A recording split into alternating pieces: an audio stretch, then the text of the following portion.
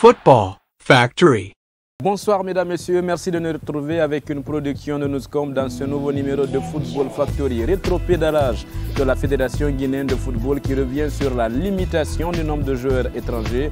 Cette suppression est revue, mesdames et messieurs. L'article 32 est à nouveau modifié. Nous en avons parlé la semaine dernière dans cette émission. Nous avons critiqué la nouvelle mesure imposée par la Ligue et la Fédération guinéenne de football en accord entre le président de la Fédé et celui de la Ligue guinéenne de football professionnel. Nous allons revenir là-dessus dans un court instant. La Ligue des champions africains de football va nous intéresser avec la belle opération du Oroya. En déplacement au Zimbabwe, l'équipe de Matam s'est imposée grâce à Marius Sissoko sur penalty. Et une rencontre qui fait les affaires du club de Matam qui revient maintenant à une unité de l'Espérance de Tunis et d'Orlando Pirates qui ont fait match nul dans l'autre rencontre de ce groupe B. Nous allons parler aussi à l'international de Sori Kaba qui quitte l'Espagne et retrouve la France avec la formation de Dijon. Vous allez le suivre dans un instant. Il est impatient de démarrer. Bienvenue dans cette émission. Une nouvelle fois, merci de nous retrouver à la réalisation. Il y a Alia Alama Bangora, Abdoulaye Kamara et Mohamed Amin sont à la caméra. Et nous recevons ce soir Sega Diallo. Bonsoir, bienvenue. Bonsoir Alassane. Bienvenue dans cette émission. Nous allons parler dans un instant de cette suppression ou bien de cette limitation du nombre de joueurs étrangers dans le championnat guinéen. Mais bien avant, voici pour vous, mesdames et messieurs, les moments forts de ce match Afia-CIK. Ça s'est passé au stade du 28 septembre de Conakry.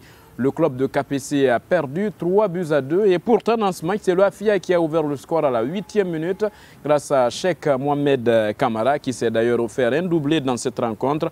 Mais cela n'a pas suffi. Après l'égalisation de Leno à la 16e minute, Yacouba Mando a inscrit le second but et le but de la victoire, j'allais dire, de cette formation du club industriel de Kamsar. Les réactions d'après-match, nous vous les proposons là. Pas de satisfaction du côté du Afia. Pendant ce temps, Javier Minungu, qui dirige aujourd'hui le CIK, est très content. Je pense que c'était un match très difficile parce que Afia, c'est une très bonne équipe. Il a travaillé, le coach Xavier, il a travaillé parce que tactiquement, ils nous ont vraiment embêtés.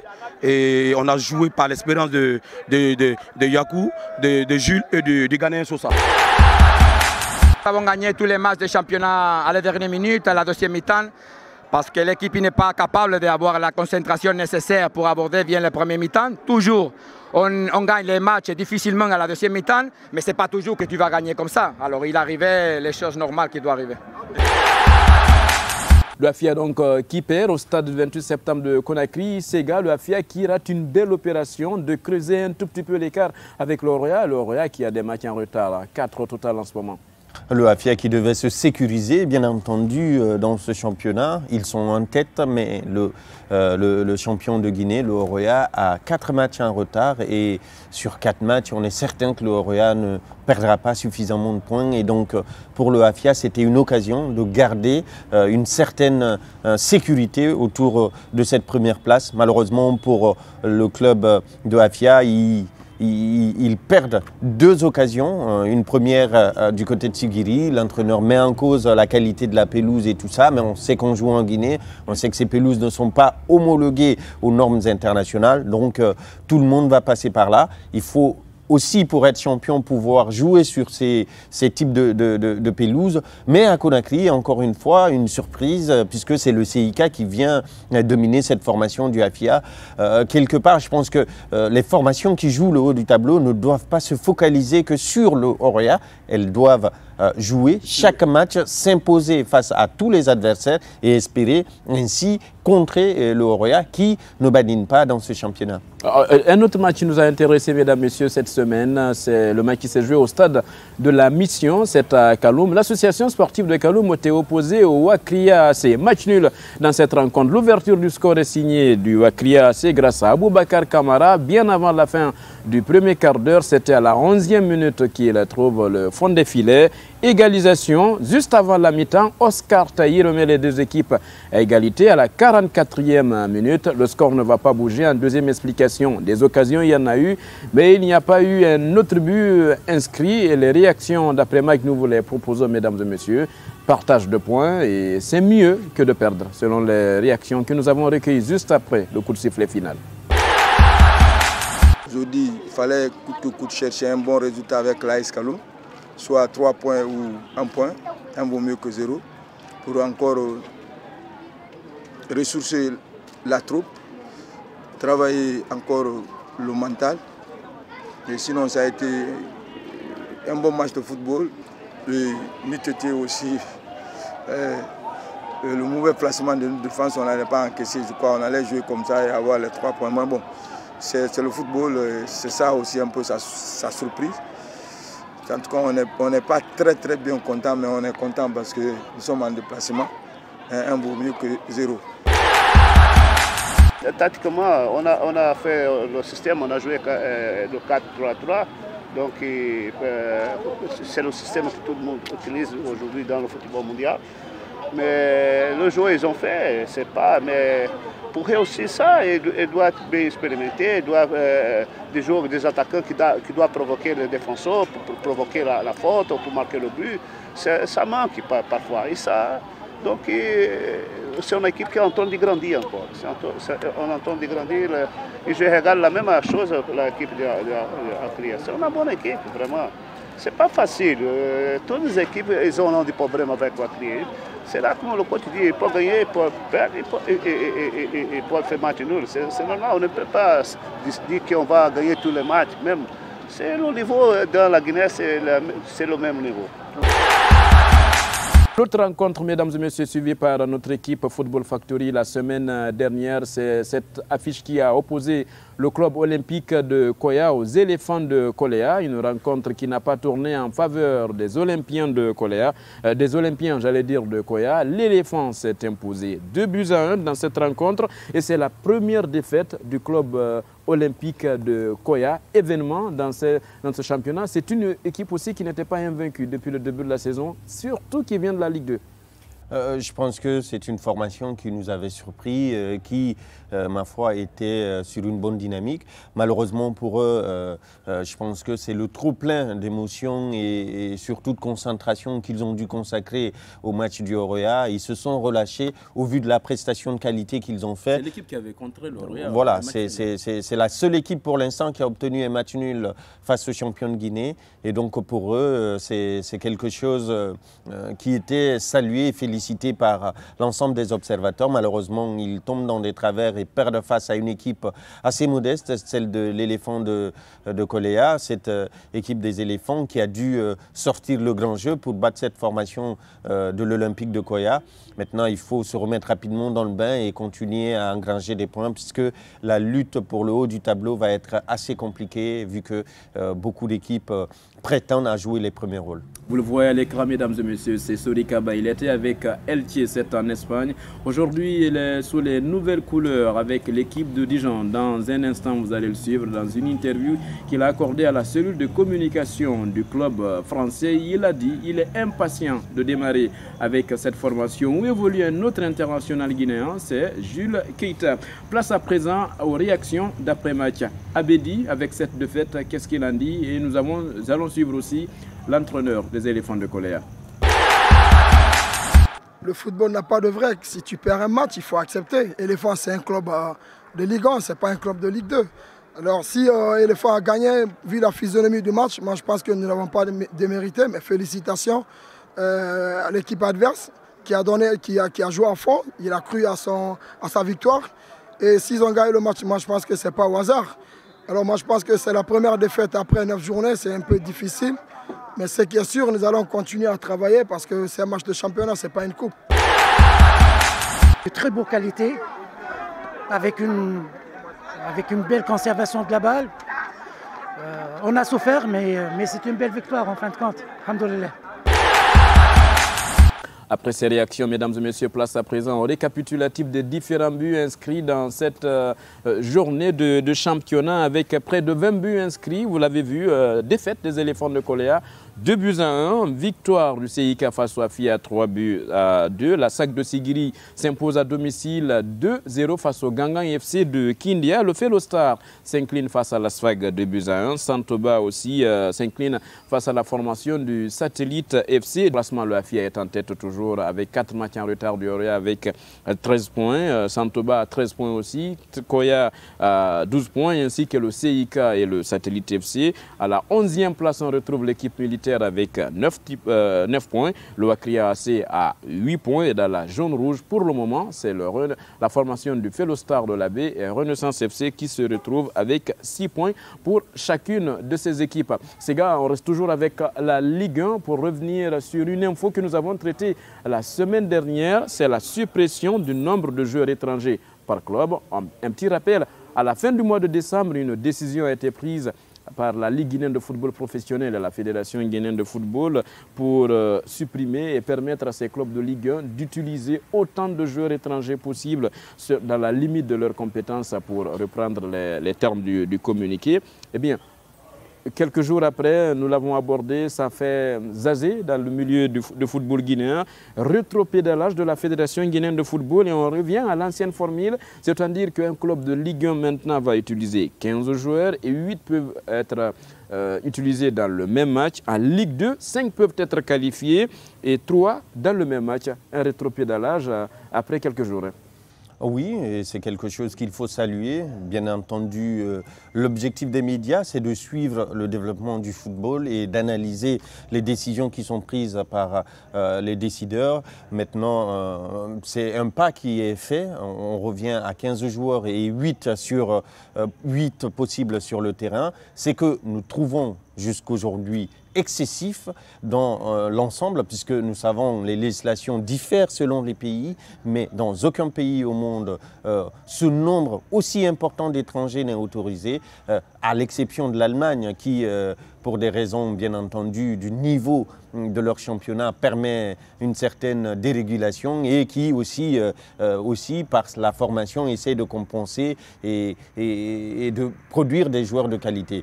Maintenant, c'est un pas, il faut continuer la réflexion. Est-ce que 8 joueurs titulaires, 8 étrangers titulaires dans un match est intéressant pour le développement de la politique qui va être mise en place par la direction technique nationale avec les académies qui sont en place?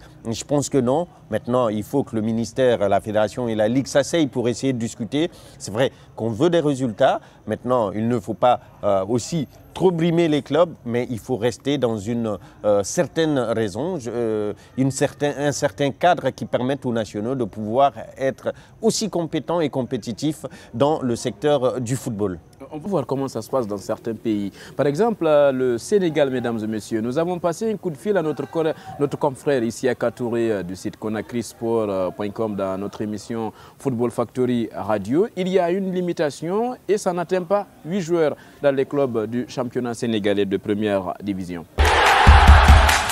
Oui, concernant la question, il faut juste retenir que le Sénégal aussi a les règlements concernant les joueurs étrangers. D'abord, il est permis à tous les clubs de prendre 15 joueurs étrangers, mais les clubs n'ont le droit d'utiliser que 4, notamment 2 sur le banc et 2 sur le terrain.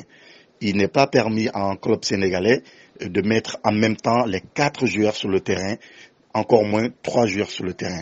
Donc à ce niveau, le règlement il est strict. C'est la même formule au niveau de la Ligue 2. Bien vrai qu'il y a beaucoup d'étrangers qui évoluent dans ce championnat, mais les clubs arrivent quand même à respecter ces règlements de la Ligue professionnelle de football du Sénégal. Après le Sénégal, mesdames et messieurs, place à présent au Togo avec Steven Lavon du site Africa Top Sport. Il nous parle ici du Togo où 5 joueurs sont autorisés en D1 et 2-2 et les 5 joueurs peuvent aussi jouer le même match. Ça n'atteint pas 8 joueurs comme la Guinée. Concernant votre question, le règlement de compétition de la Fédération togolaise de football autorise 5 joueurs étrangers aussi bien dans le championnat de première division que dans le championnat de deuxième division. Et ces 5 joueurs étrangers-là sont autorisés à figurer sur une feuille de match lors d'un match de championnat. Donc voilà ce que je peux vous dire par rapport au règlement de compétition de la Fédération togolaise de football au sujet des étrangers. Je pense que 5, c'est un nombre assez logique pour pouvoir permettre bien évidemment l'éclosion des talents locaux, parce que au-delà, ça empêcherait plusieurs joueurs issus du cru de pouvoir s'exprimer et pouvoir bien évidemment se montrer. Que voilà un peu par rapport à ce qui se fait au Togo.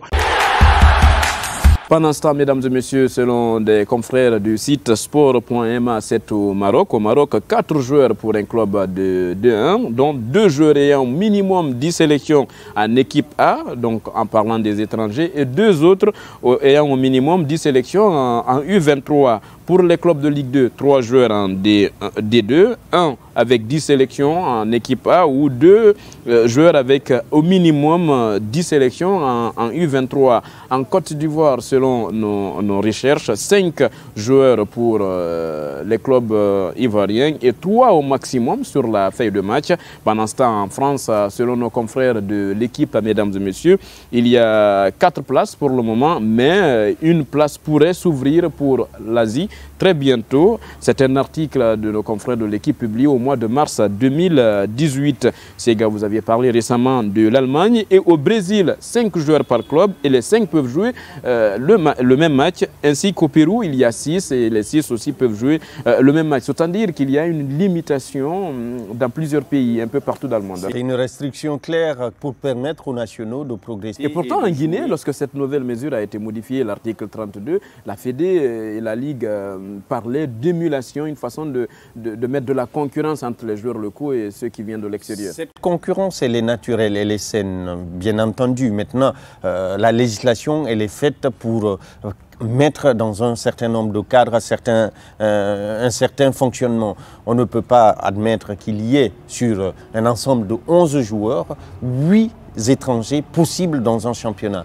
C'est-à-dire qu'il faut voir au-delà du fait que le sport est une compétition, mais voir aussi c'est un facteur social, un facteur qui permet à des jeunes de garder de l'espoir, de se développer et de pouvoir faire carrière dans une discipline. À partir du moment où cette restriction elle est levée, les jeunes de plus en plus vont se dire on a moins de chances parce qu'il y a moins de terrain, il y a moins de capacité, il y a moins d'académies à pouvoir devenir à terme des footballeurs. Donc ça peut freiner dans la tête l'envie chez les jeunes Guinéens de jouer à cette discipline. Alors que de l'autre côté, c'est une incitation. Maintenant, si la limitation elle est de 5 ou 6, les 6 étrangers qui viennent sont internationaux. À partir du moment où c'est des top players, quand ils viennent, ils rapportent plus de renom, qui ont une certaine capacité, une expérience de la compétition, ils ont plus d'impact et de ce point de vue-là, c'est tout bénef pour les jeunes Guinéens qui vont se frotter à eux. Il ne s'agit pas d'avoir des étrangers pour les avoir, il s'agit d'avoir des étrangers de qualité qui, au contact des jeunes Guinéens, vont leur permettre de progresser et d'être plus compétitifs. Et c'est cela l'idée. Et donc, je pense encore une fois qu'il faut continuer la réflexion parce que ces 8 joueurs titulaires sur la feuille de match sont un peu excessifs à mon goût. Il faut revenir soit à 5 ou à 6 au plus pour permettre aux jeunes Guinéens d'être encore beaucoup plus compétitifs. On va voir comment tout cela va évoluer, mesdames et messieurs, dans le championnat guinéen de Ligue 1. On va parler de la Ligue 2 dans cette émission avec l'équipe de Louba FC et la formation de l'Elou. Il y a eu un match il y a cela quelques jours. Les deux équipes étaient à égalité, un but partout, et dans les 5 minutes de temps additionnel donné par l'arbitre, il y a eu une pagaille. Tout est parti d'un carton rouge contre un joueur de Louba FC. Au moment où il devrait sortir selon des témoins, il y a eu altercation entre lui et un joueur de Louba et une pagaille est partie, une scène indescriptible. Il y a eu assez de blessés, comme le président de l'Elou FC, et la Ligue guinéenne de football professionnel s'est saisie du dossier. Et parlant de cet incident du 27 janvier dernier, la Ligue a décidé de délocaliser tous les matchs de Louba FC à partir de la 9e journée. Toutes les rencontres désormais, Louba va recevoir à Kindia au lieu de Télémilé. Un petit rappel, la saison dernière, Sumba a vécu une scène presque pareille. Les deux équipes étaient à égalité, le match a été interrompu, les instigateurs ont été identifiés. Le match nul a été homologué, Sumba a porté plainte, mais il n'y a pas eu de suite, il y a eu un silence de la Fédération guinéenne de football. Sumba a même prévu d'aller jusqu'au TAS, mais il n'y en aura pas parce qu'il y a eu un accord entre le président du club de Sumba FC de Dubrika, Abdouahab Benjeloun, et le président de la Fédération guinéenne de football, Antonio Soare. Selon nos informations, ils se sont rencontrés à Dakar à l'occasion des CAF Awards et Sumba a d'ailleurs repris le championnat. Ces gars, on peut dire que Louba est récidiviste? Récidiviste par le fait des instances. Je pense que c'est un problème qui se pose et qui est récurrent. Quand on prend de mauvaises décisions, les impacts peuvent venir les années à venir. Quand vous dites mauvais, c'est parce qu'il n'y a pas eu de sanction l'année dernière? Il n'y a pas eu de sanction et le règlement n'a pas été appliqué. À partir du moment où il y a interruption d'une rencontre et qu'elle n'arrive pas à terme, l'équipe qui reçoit perd automatiquement sur tapis vert et au profit de l'équipe qui est reçue. Malheureusement, parce que cette décision allait favoriser le Sumba qui était à la lutte avec une autre équipe pour la montée en Ligue 1, cette décision n'a pas été appliquée par la Ligue de football professionnel, alors dirigée par Kelfara Kamara KPC, une faute morale de sa part et de la part de cette institution. Aujourd'hui, nous voyons que la même formation, dans les mêmes circonstances, a les mêmes réactions. Aujourd'hui, nous parlons d'une dizaine de blessés avec une interruption de rencontre. La seule décision pour l'instant prise sur cet incident, c'est la délocalisation des matchs. C'est la délocalisation des matchs. Rien n'est dit. Rien n'est dit. La jurisprudence Sumba, elle est là. On ne peut plus. Si on leur fait perdre les 3 points alors qu'on l'a refusé à Sumba, ça veut dire qu'il y a eu une injustice flagrante alors qu'il faut à un moment donné appliquer les règlements qu'on met en place. Et c'est malheureusement la difficulté qu'on a en Guinée. Il faut respecter les règlements et tout le monde doit être soumis au même règlement. Louba est une équipe de 2e division, elle est soumise au même règlement que ses adversaires. Quand elle le reçoit, elle est obligée de se conformer au règlement du championnat. Si, au cas contraire, elle doit subir les rigueurs de la loi, mais quand on décide en fonction de la tête du client, malheureusement, on se retrouve dans des difficultés. Pour le moment, Louba est 4e au classement et la Ligue n'a rien décidé par rapport à ce match. Est-ce que c'est un match nul ou bien c'est une victoire, mesdames, messieurs? Place à présent à la Ligue des champions africaine de football. Le club de Matam, après sa débâcle face à Orlando Pirates en Afrique du Sud, était en déplacement au Zimbabwe pour affronter Platinum FC.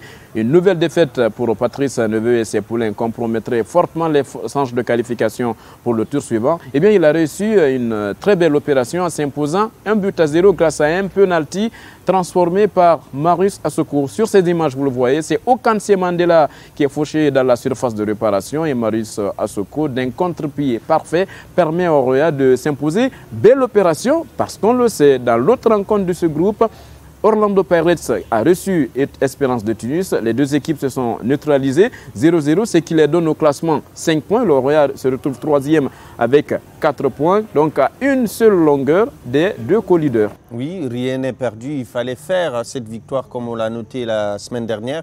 Il fallait aller chercher ces 3 points-là.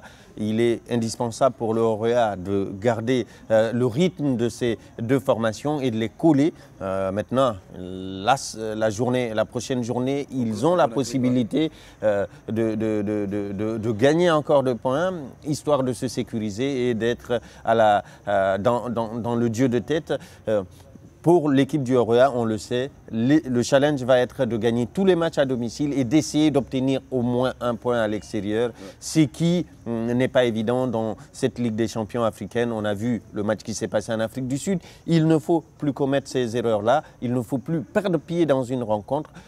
Patrice Neveu a su mettre en place une équipe qui était de niveau, qui a tenu son rang face à cette équipe de Platinum. Platinum FC qui va donc être reçu à Conakry en ce mois de février. Pendant ce temps, Espérance va recevoir Orlando Pirates, mesdames et messieurs. Nous restons encore sur le continent africain pour parler du tirage au sort de CHAN 2020, mesdames et messieurs. La semaine dernière, la Confédération africaine de football a effectué 45 pays qui vont lutter pour 15 places, plus le pays hôte, l'Éthiopie, qui va donc compléter à 16 le nombre de participants à cette nouvelle édition. La Guinée est exempte du premier tour et va jouer au second tour, soit contre le Libéria ou le Sénégal. C'est après un CHAN 2016 où l'équipe de Guinée a brillé, est allée jusqu'au match de classement. Un CHAN 2018 où l'équipe a dessus, éliminé au premier tour avec Kamfouri Lapé Bangora. La Guinée doit relever la tête et se réconcilier avec le public. Oui, face à un adversaire qu'on a l'habitude de jouer maintenant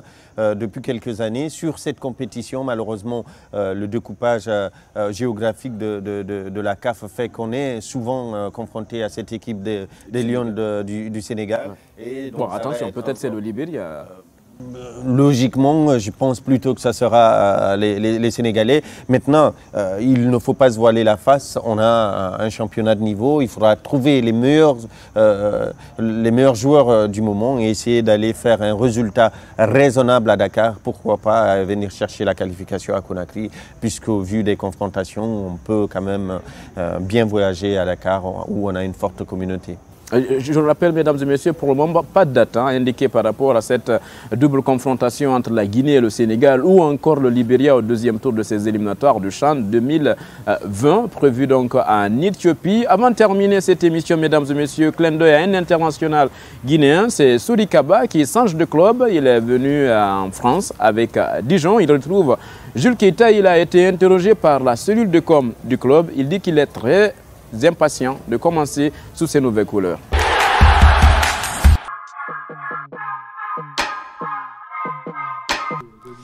Mon sentiment, c'est je suis très heureux de rejoindre Dijon parce que depuis que je suis l'intérêt envers moi, j'ai pas hésité. J'ai su que c'était un bon endroit pour continuer ma progression depuis que j'ai eu Seb au téléphone et surtout quand j'ai eu le coach. La manière dont il m'a expliqué, la manière dont comment il veut travailler, comment il veut que je sois. Donc, depuis là, je voulais déjà rejoindre ici. Et là, grâce à Dieu, ça s'est fait. Et je suis là, je suis très heureux et je suis impatient de commencer. Par exemple, moi j'aime jouer, j'aime beaucoup aller. Je considère que j'aime beaucoup aller à l'espace. Je pense que derrière le but, par exemple, derrière le but, je joue bien dos au but. Puis, je sais pas, j'aime bien aller dans l'espace. Je pense que les ballons aériens, je suis pas mal. Mais je pourrais beau parler ici, mais le plus important c'est le terrain. Donc, je vais les juger où je suis bon, je suis pas bon.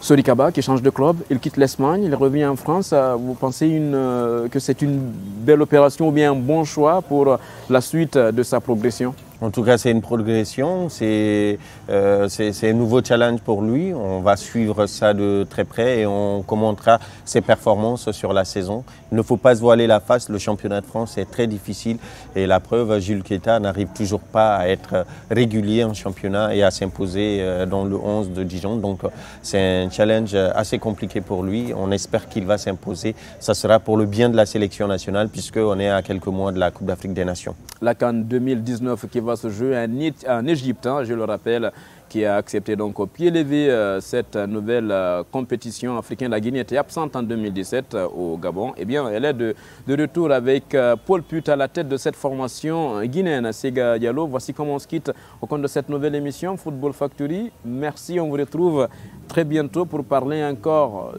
d'autres choses sur le plan guinéen et peut-être un international guinéen, un ancien qui a marqué le nom, je ne vais pas donner le nom, il a porté le numéro 10 de la Guinée, à découvrir très bientôt dans Football Factory. Son petit nom, un de ses petits noms, c'est Waraba. Waraba, d'accord. Pour ceux qui le savent, ont forcément une idée, mesdames et messieurs. Alia Alama Bangoura et toute l'équipe étaient derrière pour cette nouvelle émission de Football Factory. Abdoulaye Kamara, Mohamed Amin, Mohamed Max et Ibrahima Soriso. Mesdames et messieurs, ça a été un plaisir. Continuez à nous suivre et suivez notre compte Twitter. On vous retrouve très bientôt pour de nouvelles aventures. Catch